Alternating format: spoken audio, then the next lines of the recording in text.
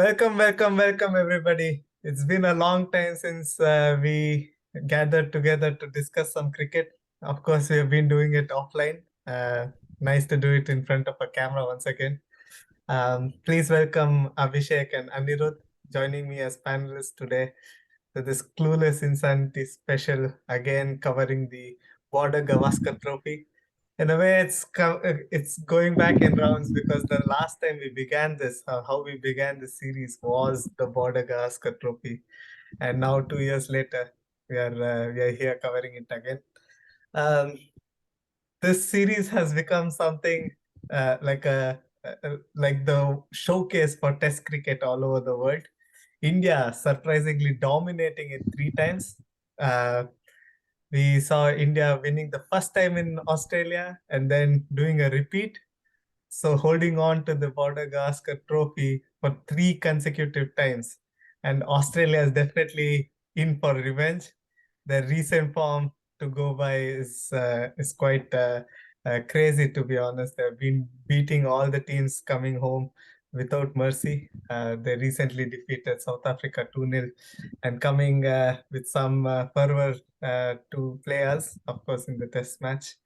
The Australia tour has 4 test matches, 3 ODIs, but of course, we're focusing on the first one in Nagpur beginning tomorrow. And generally, gentlemen, what's your feelings, Abhi? Please tell me.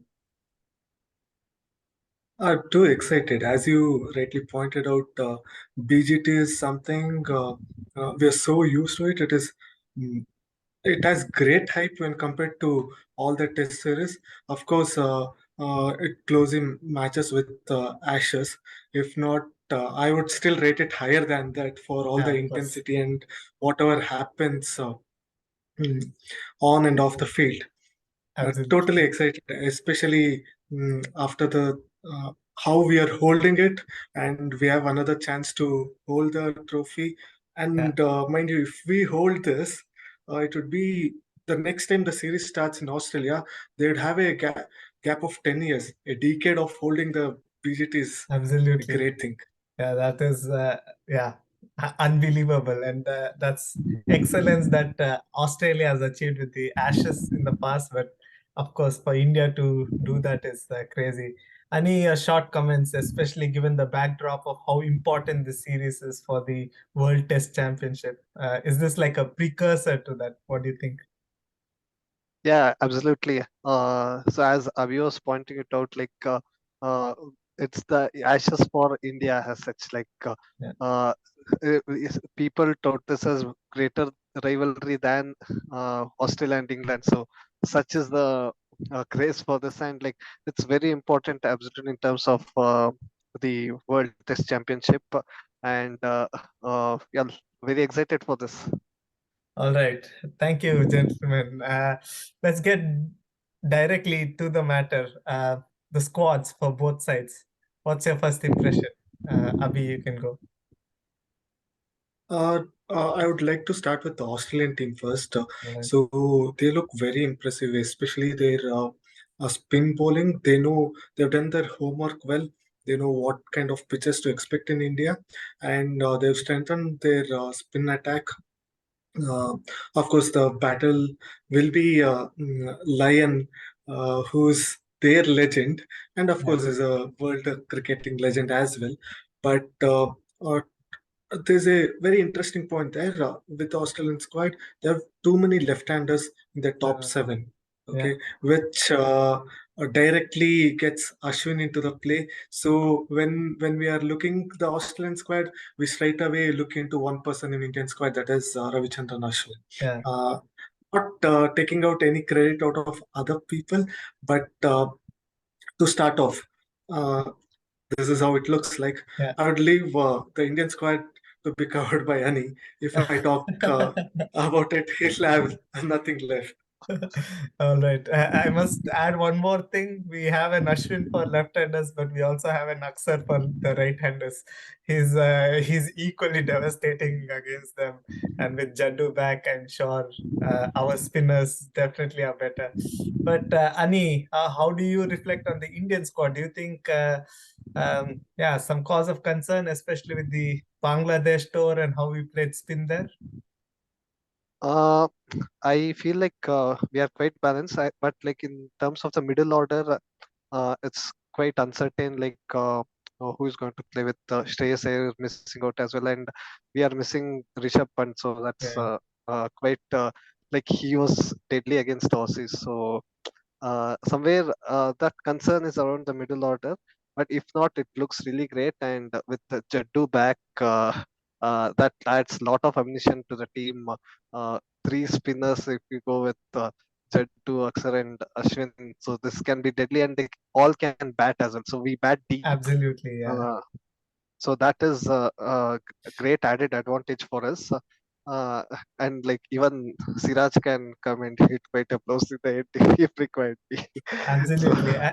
I would actually add to that point, and I think it's gonna be the lower order contribution that brings India out of this entire fiasco. I don't know how the SG ball is gonna behave, but from recent past, we know after 40 overs, it kind of becomes soft. So I think if we last that, then we have 40 overs to feast on, and that's where our lower order will definitely come handy.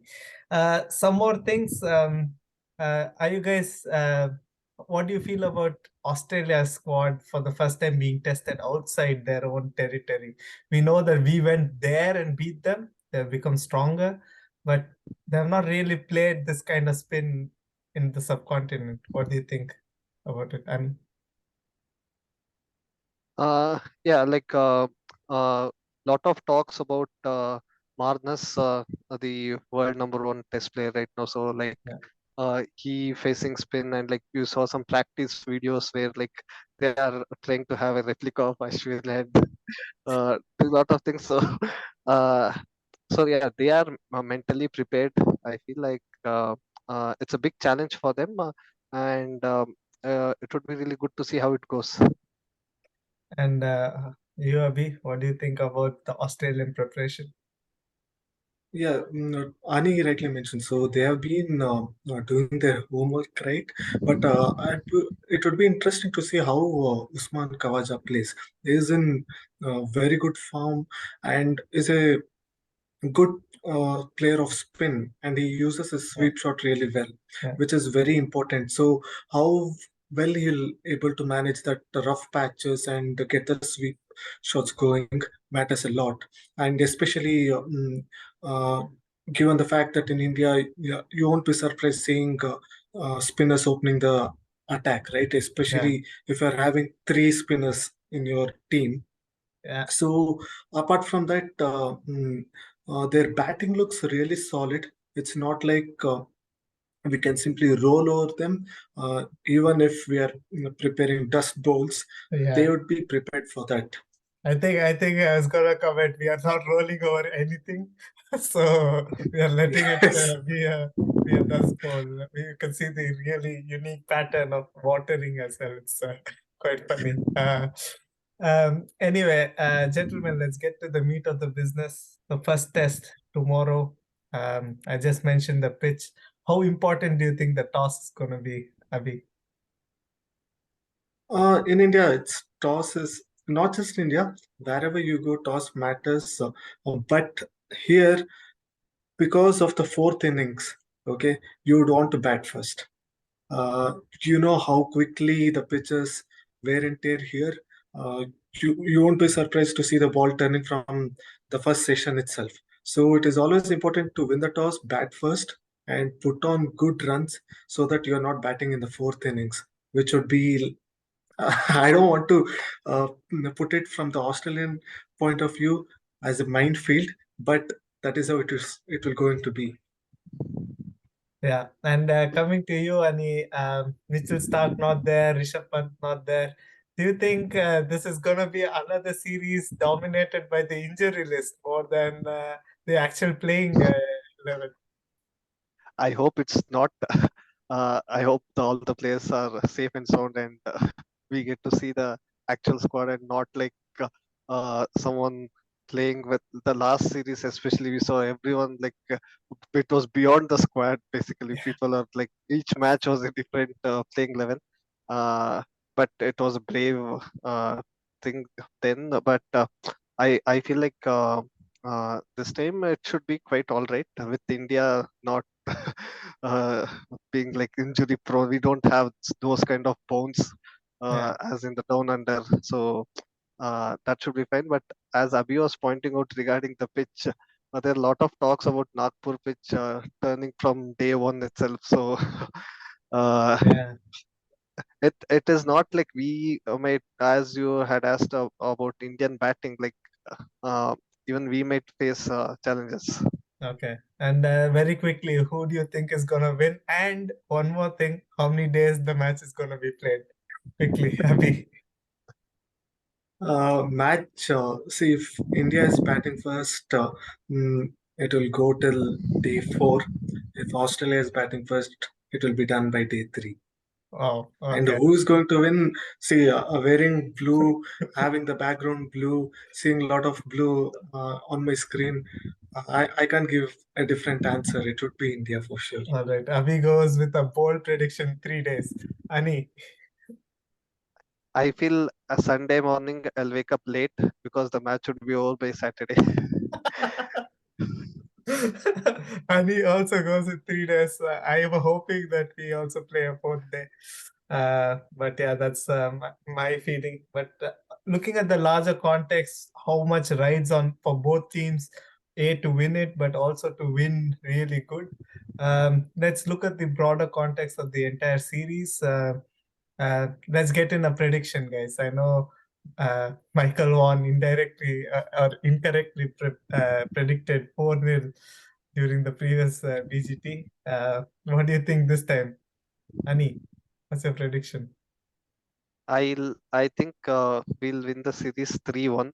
I feel Australia will bounce back some match and they'll snatch on victory from us. All right. Abhi?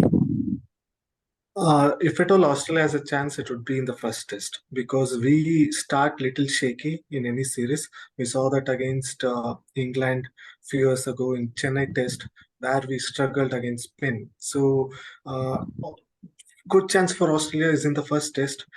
But as I've already predicted that we'll be winning this, so I'll go by 3-0 because uh, I'm expecting Dharmashala to be a drawn game there because of the conditions there, or else it's Mhm. 3-0. I'm not giving any chance for Australia. All right, that's an interesting prediction. I personally not seen a match in India draw for so long. It's quite outlandish without bad weather condition to expect a draw. But yeah, it will be a great showcase for the sport. I myself am going, as I discussed earlier, with 4-0. I think India has all the things in its kitty, and with Siraj becoming the dominant bowler he is, it's not just the spinners. I think our pace bowlers can also do the trick. Australia just not gonna have it in them. And these are definitely experienced guys, but not in Indian subcontinent. Let's see for it. Let's end today's discussion with the player to watch out for. Ani, you can begin. Ravichandran Ashwin, he is the uh, trump card for us. So Ashwin, yeah. Abhi. I know it is the bowlers who will help us win the game. So it is very important to pick 20 wickets. And we, as we already spoke, we might have 3 spinners playing. And you rightly pointed out, Australia are preparing for spinners. So Siraj might come out of syllabus for them and he might Yeah. do well as well. So I'm not picking a bowler, whichever team bats well. Okay, Mhm. whichever team puts runs on board will be winning it. So I'm hoping Rohit has a point to prove because he's not captain the Indian Test team for long. He had a very short stint against Sri Lanka, and also with WTC at stake. So he would want to prove a point. So I feel it is Rohit Sharma to watch out for. All right, interesting. I would go the other direction actually, and I would pick a batsman in Manas Labuschagne as a great proponent of cricket and especially his antics off and on the field.